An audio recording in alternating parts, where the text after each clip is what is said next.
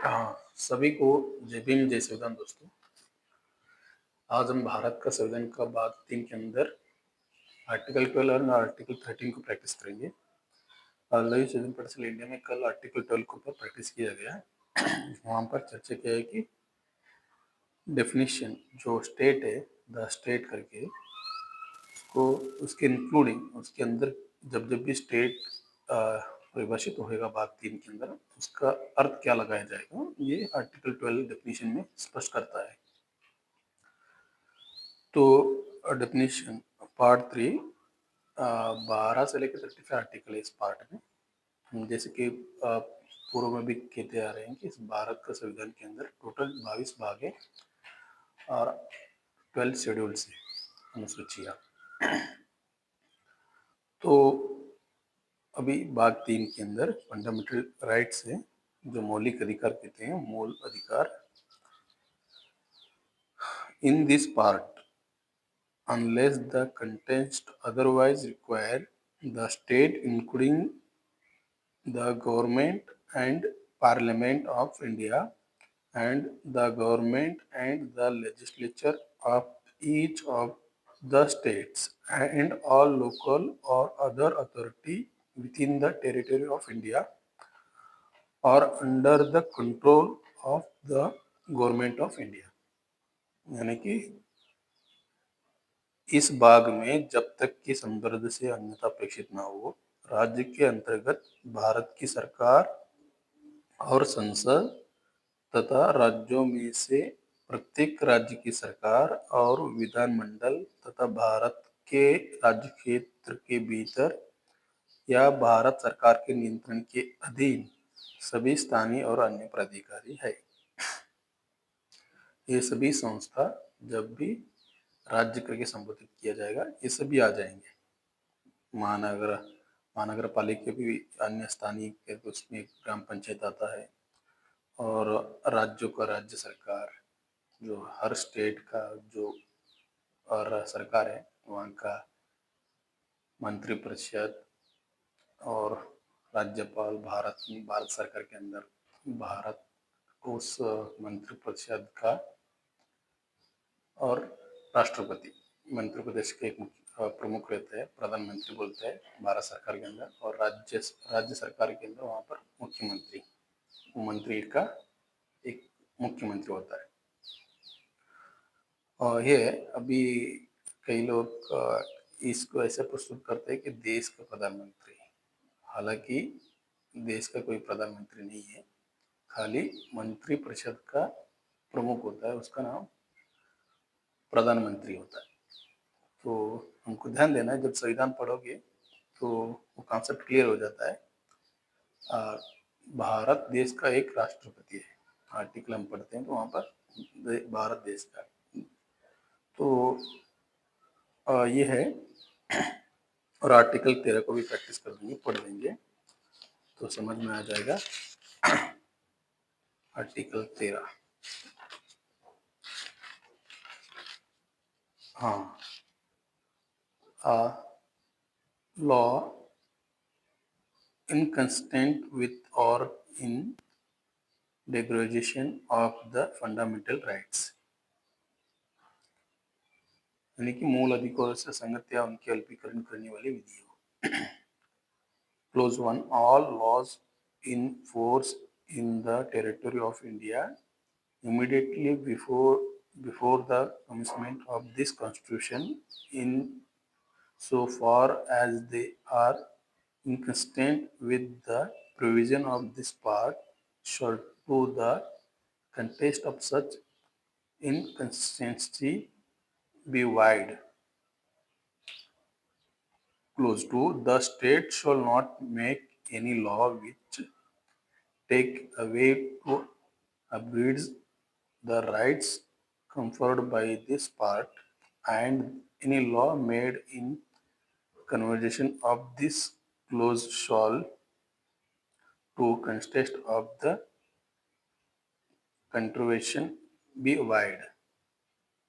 Clause 3, in this article, unless the contest otherwise required, subclause A, law including any advisedness, order by law, rule, regulation, notification, custom, or uses have in any having in the territory of India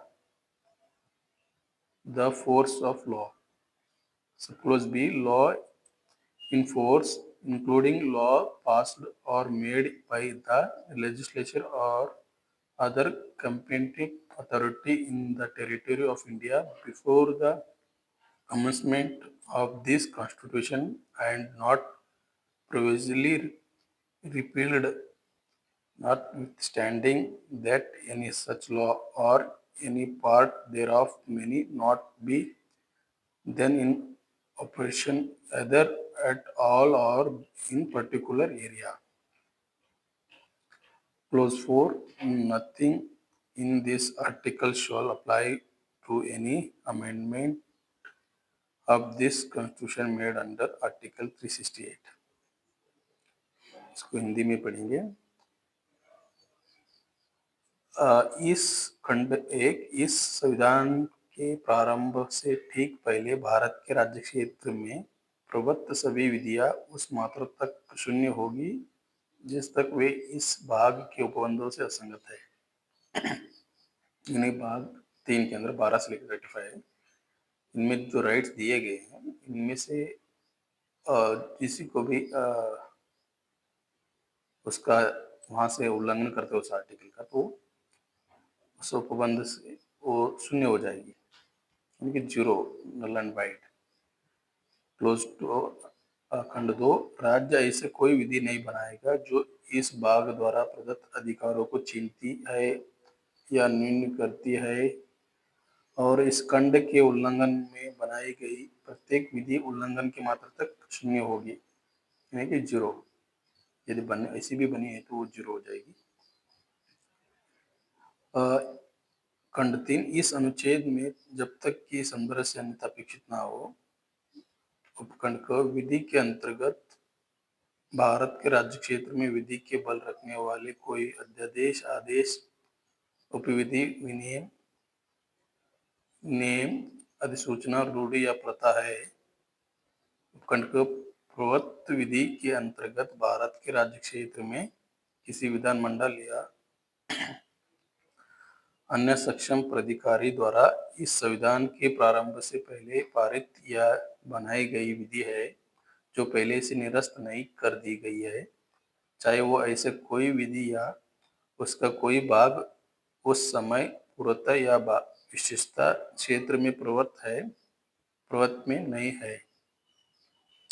खंड 4। ये खंड 4 कब जोड़ा गया है? ये क्षेत्र संविधान व 24th अमेंडमेंट एक्ट 1971 सेक्शन 2 ये तब जोड़ा गया है। इस अनुच्छेद की कोई बात अनुच्छेद 368 के अधीन की गई संविधान के किसी संशोधन को लागू नहीं होगा। ये आर्टिकल है, आज लघु सदन पाठशाला में प्रैक्टिस किया जा रहा है, इसके ऊपर हम चर्चा करेंगे। तो संविधान हमको गरिमापूर्ण जीवन जीने की ओर ले जाता है, तो इसको पढ़ेंगे, जानेंगे और इसके तरफ इस अधिकार को प्राप्त के लिए हमारे राइट को इस्तेमाल करेंगे तो हम गरिमापूर्ण जीवन जीएंगे। संविधान नेशनलाइजेशन की ओर लेकर जाता है, यानी कि सभी संसाधनों का राष्ट्रीयकरण। भारत को, जो भारत के लोग हैं उनको किसी दुविधा में नहीं रखता है, क्योंकि आप नेशनलाइजेशन की ओर जाएंगे तो आपको गरिमापूर्ण जीवन मिलेगा, नहीं तो आप झगड़े में उलझे रहेंगे। तो इसी के लिए आपको इस कॉन्सेप्ट को डेवलप करना है, जो संविधान की इंटेंशन क्या है। तो आप पढ़िए बुक्स लेके तो समझ में आएगा। तो उसी ओर जाना है जो संविधान कहता है। तो बाबा साहब का भी इंटेंशन यही है, हमारा संविधान निर्माता है, उनका भी इंटेंशन यही है कि सभी संशोधनों का नेशनलाइजेशन हो। स्टेट एंड माइनॉरिटी का बहुत सब लिखते हैं, सूचीबद्ध करते हैं कि उद्योग, धंधों, भूमि, स्कूल, कॉलेज, हॉस्पिटल, बीमा कंपनी सभी सरकार ही चलाएंगी। तो उसको भूमि का किस तरह नेशनलाइजेशन किया जाए, राष्ट्रीयकरण किया जा रहा है, उसको किस तरह संचालित किया जाए। सामूहिक खेती के लिए भी वहाँ पर कहते हैं, यानी कि कलेक्टिव फार्मिंग, यानी कि सब 4-5 कुटुंब मिलके उस खेती को संचालन करने की सरकार से लेंगे, इस तरह।